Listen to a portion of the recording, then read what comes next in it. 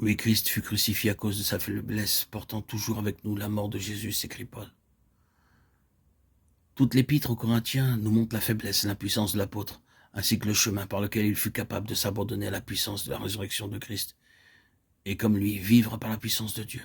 Non pas vivre une grande expérience, mais souvent tout juste un chemin de foi, dans un Dieu fidèle, sans besoin de se sentir fort, mais seulement de s'abandonner à la puissance de Christ à chaque instant pour le relever de sa faiblesse.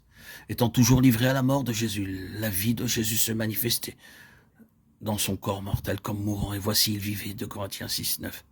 Nous lisons davantage de la vie pratique dans 2 Corinthiens 6, 4, 5. En toute chose, nous recommandons comme serviteurs de Dieu, comme et dans quelles circonstances, par une grande patience, dans les tribulations, dans les nécessités, dans les détresses, sous les coups, dans les prisons, dans les troubles, dans les travaux, dans les veilles, dans les jeûnes.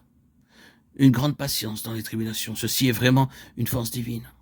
Dans les nécessités, savoir manquer de ce qui nous semble absolument nécessaire. Nous pouvons nous passer du superflu, mais quant au nécessaire, comment le pouvons-nous?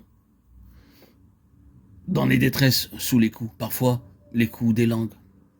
Dans les prisons, il nous tarde de partir en mission à l'étranger, mais nos amis nous disent non. Nous acceptons l'emprisonnement et disons oui Seigneur, ferme toute issue aussi longtemps qu'il te plaira. La porte s'ouvrira à toute heure. Dans les troubles,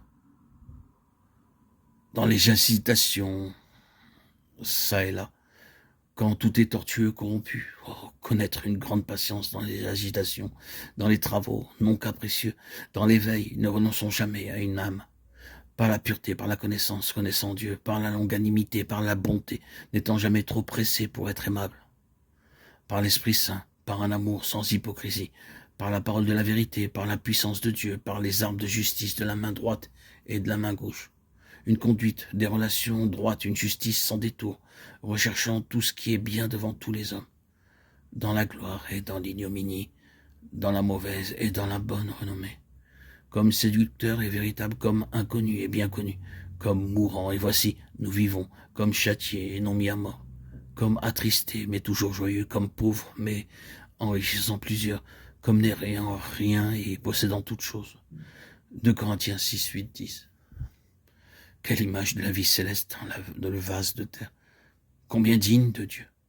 Dans 2 Corinthiens 10, 1, nous voyons ensuite l'aspect extérieur du vase de terre. Moi, Paul, je vous prie, moi, humble d'apparence, quand je suis au milieu de vous, présent en personne. Il est faible et sa parole est méprisable, disaient les Corinthiens au verset 10. Un vase méprisable, selon le verdict humain, où se révèle la vie divine. Car les armes avec lesquelles nous combattons ne sont pas charnelles, mais elles sont puissantes par la vertu de Dieu, pour renverser des forteresses, et toute hauteur qui s'élève contre la connaissance de Dieu. Versets 4 et 5. Un vase faible et humble, pauvre en parole, selon le jugement humain, quoique utilisé par Dieu, pour renverser des forteresses. Présent en personne, il est faible et sa parole est méprisable. Certains d'entre nous désirent être des orateurs, et s'ils ne sont pas aussi intelligents que monsieur un tel, ils ne feront rien du tout. S'ils ne peuvent pas prier comme un tel, ils ne prieront pas à haute voix. Et s'ils ne peuvent pas parler comme un tel, ils ne donneront aucunement de message. Cependant, Dieu a choisi les choses folles du monde pour confondre les sages. Dieu a choisi les choses faibles et les choses viles du monde, et celles qu'on méprise, celles qui ne sont point pour réduire à néant, celles qui sont afin que personne ne se glorifie devant Dieu. 1 Corinthiens 1, 27, 29.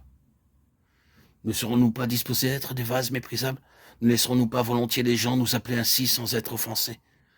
Si nous n'obtenons pas la réputation que nous pensons que nous devrions avoir, nous pouvons nous sentir blessés, nous pouvons nous sentir froissés, nous pouvons nous sentir découragés.